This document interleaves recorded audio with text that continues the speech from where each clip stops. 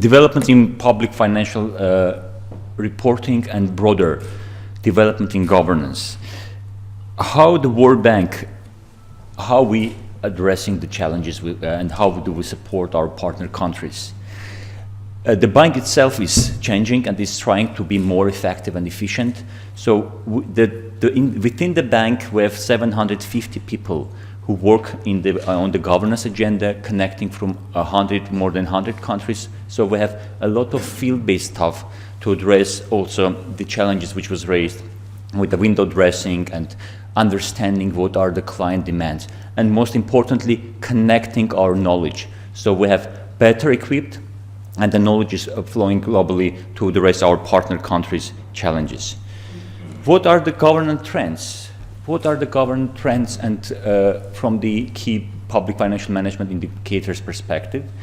The bank conducts annually country policy and institutional assessment of our partner countries to understand where they are on a various number of indicators.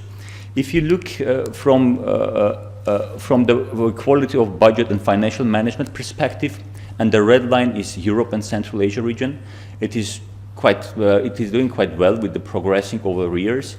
There are some challenges here with African region, which there is no major progress, and going down with development on the MENA region.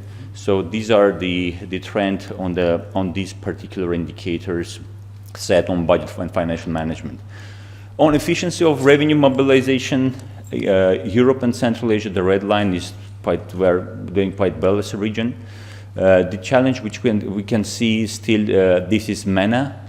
This is MENA, which is going down, and there are other, and Africa, there is no major progress on that side. Transparency, accountability and corruption. Interestingly, we can see that here we have Africa and South Asia region, which are facing some downturn in the global reform pattern, and this is what this analysis is done by the bank itself. We have better understanding and we structure our policy and internal approach to the member countries. What about the supreme audit institutions? How do they perform? And because they, as we all understand and recognize, they play a key important role in the PFM agenda and this cycle. As Luis, PIFA Secretary, had already indicated, the PIFA assessment is used, and you can see like development trends.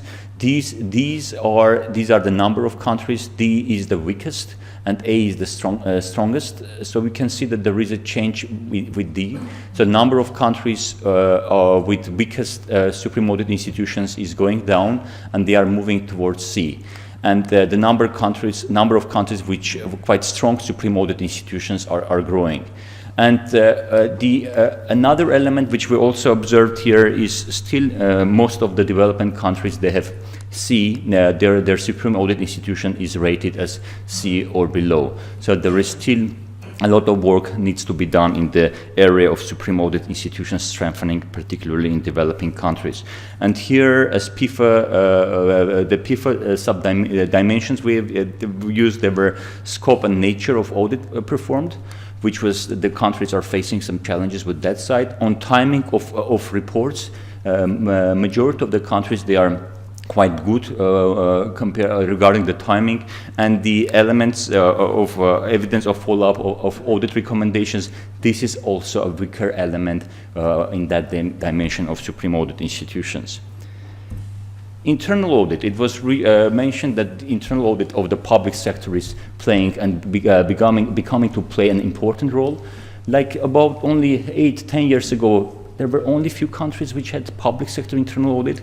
And this chart, which was the source is PEMPAL, Internal Audit Community of Practice, demonstrates how the major development we can see during the last 7-8 years in the area of public internal audit. This is done for the Europe and Central Asia, because PEMPAL is for Europe and Central Asia Community of Practice, and you can see almost all the countries, they demonstrated major improvement in their public sector internal audit, including the standards, methodologies, staffing, quality control, reports, coverage, and other elements. What about the public sector accounting performance? Where we are with public sector? And Ian is going to provide much more details. So from the CIPFA again assessment, if we look at CIPFA assessment, more than 30% of countries, they start to use IPSAS, and 45% of countries, they disclose some of the accounting policies. And it's interestingly, there is a high correlation between countries which have comprehensive financial statements and those which follow IPSAS. So there is a direct link for the countries which follow IPSAS and their more robust financial reporting framework. What challenges needs to be addressed from the governance perspective, and it was indicated and raised during these 2 days. Increased demand for fiscal transparency, demand coming from citizens, parliaments, public at large.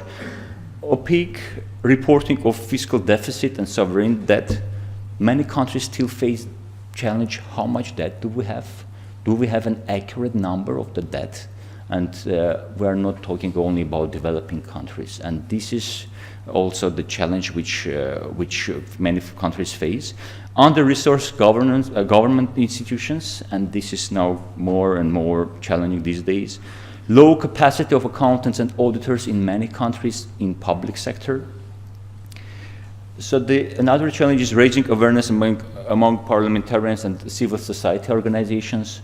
Sometimes we look those reforms as narrow for the Ministry of Finance or narrowly public sector government, and we need to open up. Developing global and regional network to share knowledge. The challenge is we think that we are different. Each of our countries has own unique challenge, and this is only our own and our specific.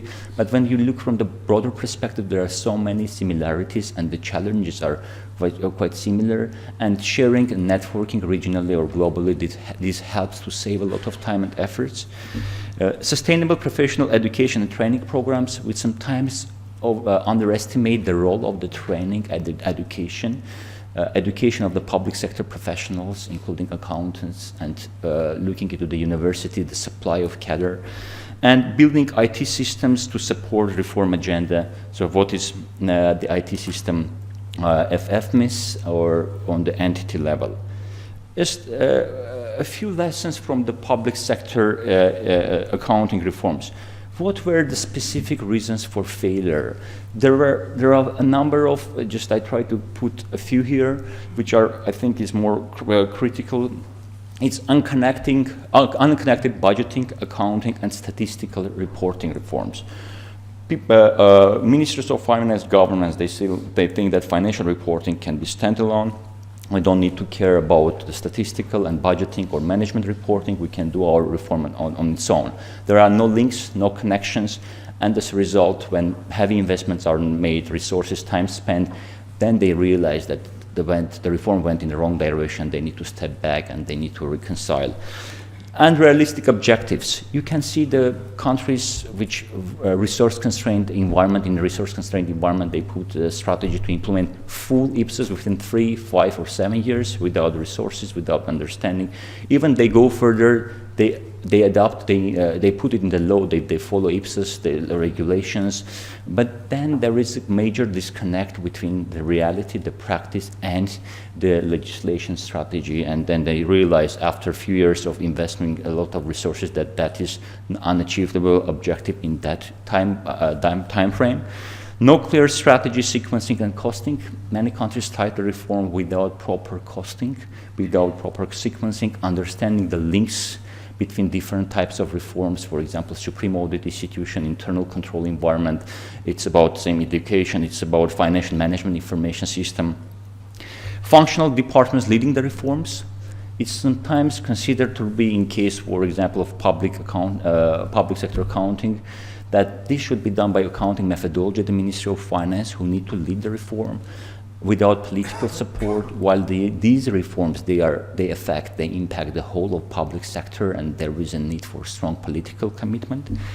Lack of communication to the beneficiaries a lot within the government and outside of the government, the public sector, there is no understanding of what is the benefit of this reform, why do we need to do it. Delay in adoption is another element of legal and regulatory framework with the implementation without support. No piloting. Government thinks that let's save on piloting, let's do direct implementation, and then they realize whatever they would like to implement, for example, for full IPSAS, it's unrealistic, and it does not consider the current environment, and they need to have different phased approach to that. Unconnected financial management information system and public sector accounting reforms.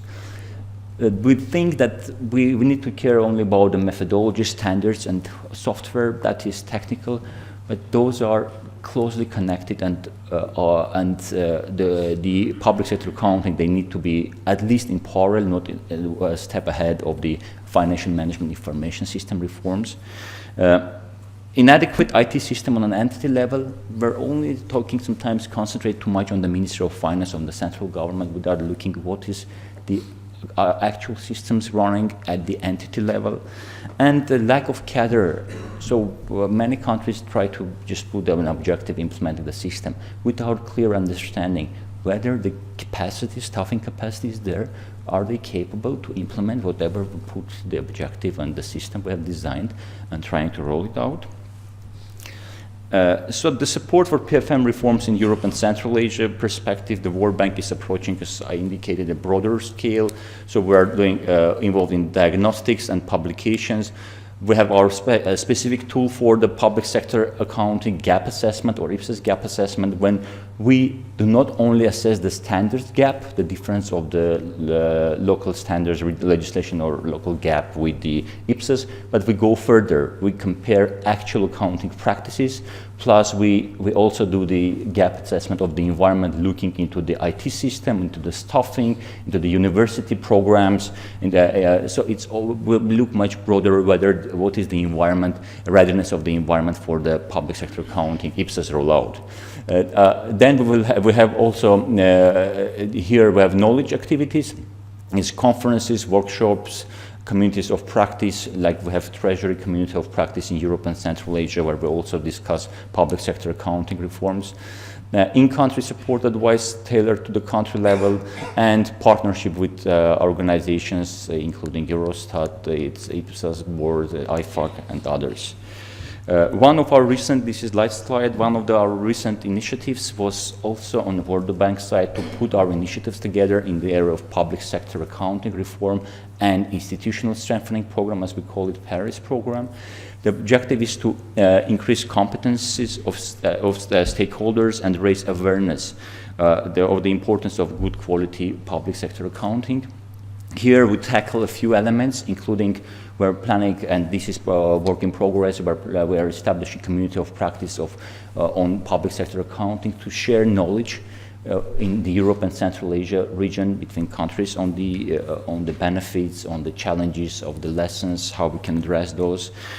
Conduct stock taking of PSA reforms and connected elements. So public sector accounting is an element within PFM. You cannot address it separately. So as indicated, we look into the financial management information system, about the staffing, about overall environment, and then establish an online repository where we can collect and share all the information and documents available on public sector accounting.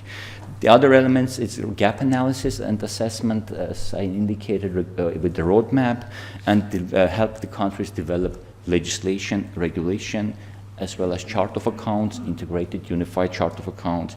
And now a last element is looking from the education perspective, whether universities provide adequate cadre, and what to do with the training of existing staff and continuing professional development. So this is on our side. Thank you.